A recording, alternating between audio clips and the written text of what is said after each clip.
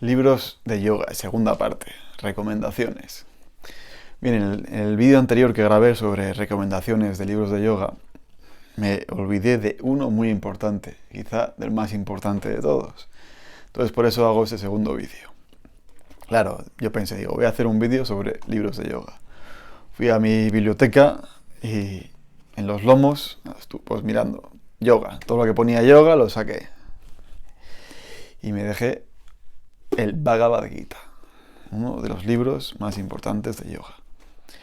De hecho, tengo una serie de vídeos grabadas hace tiempo leyendo y comentando el Bhagavad Gita. Siempre, en muchas ocasiones, he mencionado la importancia de ese libro, del Bhagavad Gita. Y me olvidé de él, al no tener la palabra yoga en su portada o en su lomo, pero es un libro de yoga. Por lo menos habla de yoga. Y es uno de los más importantes y de los más antiguos libros de yoga que conocemos. Bien, el Bhagavad Gita, traducido el canto del Señor o el canto del bienaventurado, es un libro escrito en el primer milenio antes de Cristo, no se sabe exactamente cuándo, pero bueno, por el siglo III o II antes de Cristo, más o menos. Es el libro fundamental o principal del hinduismo también, así que muchas tradiciones hinduistas o filosofías hinduistas o darsanas hinduistas lo usan. Igual que el hinduismo moderno también lo usa como si fuera su Biblia o una de sus Biblias. Y también numerosas sectas del hinduismo, como por ejemplo pues, los Hare Krishna o por el estilo, también tienen en alta estima al Bhagavad Gita.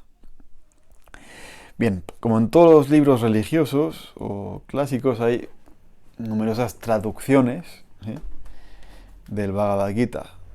Numerosas traducciones que es importante elegir bien la traducción. Sobre todo es importante elegir una traducción lo menos adulterada posible, lo más laica posible, con los mínimos comentarios posibles. ¿Sí? Porque al igual que sucede con, pues, por ejemplo, con las Biblias, pues hay muchos tipos, y depende de quién lo haya traducido, quién lo haya comentado, pues lo tiñe de su pensamiento personal. O incluso a veces se adulteran las traducciones y las interpretaciones. Entonces, una versión lo más sencilla posible. Yo tengo en papel dos versiones.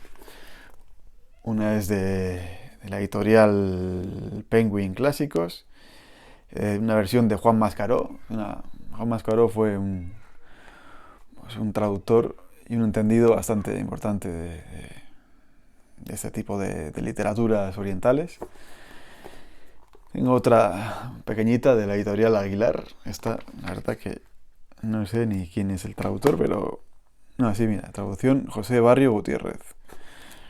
Me gusta, es sencilla y me gustan los libros pequeños de bolsillo. Y luego tengo otras traducciones, otras versiones en PDF y también imprimidas de PDF. Sobre todo una que me gusta mucho, que es la que utilicé para comentar la serie de vídeos que grabé, que es de Roviralta Borrell. Es uno de los las primeras traducciones al castellano del Bhagavad Gita, del finales del siglo XIX. Entonces, bueno, pues cualquier versión, lo he dicho, siempre intentando evitar pues, versiones escritas por alguien que le haya dado contagio de su pensamiento, o por traducciones de sectas hinduistas o de versiones muy hinduizadas. Y una versión, pues mira, por ejemplo esta de Juan Mascaró, tenemos el texto sánscrito por un lado, la transliteración del sánscrito y la traducción al español. Me parece muy, muy buena esta. Bien, el Bhagavad Gita. ¿Qué es el Bhagavad Gita? ¿O de qué habla el Bhagavad Gita? ¿Por qué se considera libro de yoga? ¿Por qué? Bueno, el Bhagavad Gita es una epopeya, está dentro de la epopeya llamada Majábharata. Y es un canto que se considera que es un canto revelado a la humanidad, algo así como si fuera por el Espíritu Santo para los cristianos, pues es Ruti para los hindús. Y nos narra la enseñanza que le da Krishna a Arjuna, el maestro al discípulo.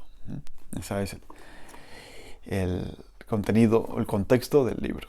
Está situado en medio de una batalla, la batalla de Kurukshetra, y justo en medio, cuando va a empezar la batalla, el discípulo Arjuna le implora al maestro que le instruya. Entonces, en medio de la batalla, Krishna le da a Arjuna una instrucción, una enseñanza. Y esa enseñanza es el yoga del Bhagavad Gita, el yoga clásico, el yoga entendido como karma yoga, como bhakti yoga, como jnana yoga y como yoga o raya yoga. No le enseña asanas, ¿no? Le enseña prácticamente, le enseña básicamente a meditar, a aplicar las técnicas del yoga, la vyasa y el vairagya, el desapasionamiento, el tapas, la práctica, la austeridad, la importancia de mantener la mente centrada en él. Porque al final, Krishna y Arjuna es una alegoría. Krishna sería el Dios o el ser, el Parabrahman, por decirlo así, y Arjuna sería el Atman o el alma individual. Entonces, también se les conoce como Nara y Narayana. Narayana sería, pues eso, Krishna, el Parabrahman, y Nara, Arjuna, que somos cada uno de nosotros en potencia, ese Arjuna, ese alma, buscando liberarse, buscando instrucción, buscando ser adiestrada por el Maestro Supremo, que es el Parabrahman o el Dios Supremo, sin ponerle nombres. Hay algunos que le ponen, que se piensan que Krishna es el Dios, ¿no? Krishna es una forma de llamarlo o una forma de representarlo, ¿eh? Por eso decía la importancia de las versiones, ¿sí? Entonces, como en todo libro clásico, sagrado, religioso, hay varios niveles de interpretación, varios. Como dicen los cabalistas, todo libro místico o religioso o clásico de sabiduría se puede interpretar de tres formas, como si fuera una nuez. La primera forma es la cáscara de la nuez. Tú coges una nuez y esto es la nuez, y ves solo la cáscara. La cáscara es la forma superficial. La interpretación desde la cáscara de la nuez es que lo que sucede en el Bhagavad Gita es un hecho histórico. Sucedió realmente, Krishna existió, Arjuna existió, la batalla de Kurukshetra existió, y la instrucción que le dio fue tal cual, y hay que meditar en Krishna, porque Krishna es la verdad, por decirlo así, así grosso modo. Esa es una interpretación literalista, igual que sucede con la Biblia. Tú coges la Biblia y la puedes leer de forma literalista, como si fuera una crónica periodística de la época, y todo lo que pone en la Biblia es verdad, es palabra de Dios, es incuestionable. Eso es una forma, pues, de leer desde la cáscara de la nuez, de forma literal. Si cascas la nuez, verás que dentro de la cáscara hay un fruto, es la segunda capa, y ese fruto está envuelto por una película marrón, dorada, que es la primera piel o capa, la segunda capa de la nuez. Entonces, desde esa forma se puede interpretar el Bhagavad Gita o cualquier otro texto sagrado como una alegoría. Los diferentes personajes, las diferentes situaciones que se narran aquí no son históricas tal cual, no son tal cual, sino es una alegoría. Por ejemplo, Krishna representa alegóricamente al espíritu superior, al maestro superior, a Dios, decirlo así, y Arjuna alegóricamente representa al alma humana individual que anhela liberarse, que anhela ascender, que anhela instrucción, que anhela salvarse y que tiene unas cualidades. El campo de batalla de Kurukshetra es el mundo entero, el mundo. Y los adversarios son nuestras pasiones, nuestros deseos, nuestros vicios, todo aquello que nos arrastra hacia abajo. Eso es una forma alegórica de leerlo. De hecho, la forma más alegórica de leer el Bhagavad Gita es coger un ajedrez. Coges un ajedrez y tienes el campo de batalla de Kurukshetra. Y tienes dos ejércitos enfrentados, uno de color negro, otro de color blanco. cada ejército hay una serie de peones y de figuras o oficiales. Y entre ellos destacan dos, la reina y el rey. El rey es Krishna, la reina es Arjuna. El alma es femenina, o tiene ese arquetipo femenino, y que se une a lo masculino. También la alegoría del amado y la amada, ¿sí? O el maestro y el discípulo.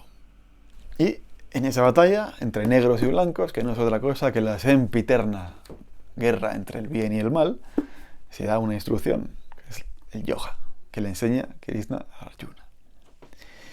Y eso es alegórico, eso sucede en el microcosmos del ser humano, porque el ser humano es un microcosmos dentro de un macrocosmos, y la batalla de Kurukshetra está dentro de nosotros individualmente. Tenemos nuestro ejército blanco, que es la tríada espiritual o superior, que apunta hacia arriba, formada por el alma, por la parte superior de la mente, por el cuerpo, los cuerpos espirituales, como puede ser el cuerpo búdico o átmico, el ejército blanco. Y luego está el ejército oscuro, formado por la tríada inferior, por la personalidad, por la mente inferior, por las emociones, por el cuerpo astral y por el cuerpo físico con sus pasiones y deseos personales, que arrastran hacia abajo, ¿no? Esa es la batalla en el microcosmos.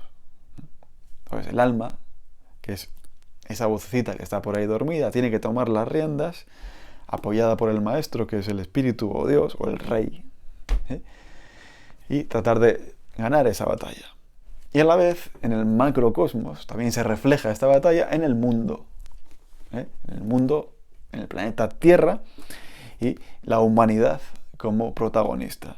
Y en el mundo también hay un ejército de luz, un ejército blanco, formado por una serie de seres que velan por la humanidad, por llevarla hacia arriba, hacia buen puerto, y por una serie de humanos aliados o al servicio de ese ejército blanco. Y también está el ejército oscuro, gobernado, dirigido o acaudillado por las fuerzas del mal. Y una serie de seres corpóreos y extracorpóreos y no corpóreos, con alianzas con seres humanos que luchan por ellos, a veces sabiéndolo, a veces sin saberlo. Entonces ese es el Bhagavad Gita. Y la tercera forma de leerlo es cuando quitas la piel de la nuez, la piel dorada, marronácea, queda la verdadera nuez, que es la capa blanca, el fruto, la nuez blanca, sin piel. Y eso se dice que es una forma mística de entender el Bhagavad Gita y el resto de textos religiosos. Y eso cada uno pues tiene que llegar a ello. Pues hay que leerlo, releerlo, tenerlo en la cabecera y leerlo y leerlo y leerlo. Yo cuando hice la serie de vídeos hace varios años ya que los grabé, pues los leí y los comenté según mi entendimiento del momento. Seguramente si ahora grabo otra vez esos mismos vídeos, leyendo y comentando, diría cosas seguramente diferentes en algunos aspectos. Otras igual serían las mismas, otras cambiarían. Porque ha cambiado mi percepción, ha cambiado mi forma de verlo. Entonces por eso el Bhagavad Gita hay que leerlo, releerlo, hasta llegar a esa interpretación tercera, mística, llegando al fruto de ello. Bien, hoy en día es más importante que nunca leer el Bhagavad Gita. Más importante que nunca. ¿Por qué? Porque a nivel de humanidad estamos envueltos en una batalla. Y parece que las fuerzas de la oscuridad están venciendo el pulso. O por lo menos llevan en ese pulso, a día de hoy, 2021, cierta ventaja. ¿Por qué? Bueno, las situaciones del mundo, que cada uno mire, vea y observa. Yo no voy a decir nada porque aparte de que si digo ciertas palabras X, el robot maléfico de YouTube, al servicio del ejército de la oscuridad, pues me puede suprimir este vídeo. Entonces no voy a decir nada. Que cada uno saque sus conclusiones. Solo hay que mirar hacia afuera. Solo hay que ver el contexto en el que se mueve el mundo. El panorama y el paradigma que hay ahora mismo en el mundo. Con un enemigo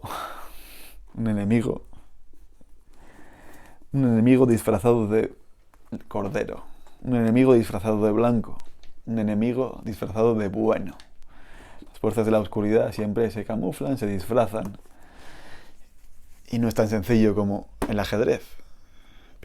Fichas negras, malas. Fichas blancas, buenas. El enemigo es muy listo. Y casi siempre se disfraza de blanco. Entonces, sacar vuestras conclusiones. Ved quiénes están al servicio de la luz y quiénes al servicio de la oscuridad. A nivel mundial, a nivel de nuestros gobernantes, a nivel de aquellos que ostentan el poder y el dominio de las religiones, de las grandes empresas multinacionales, de los medios de comunicación, generalistas, de las grandes farmacéuticas. Esos, por lo general, estarán al servicio de uno que yo me sé.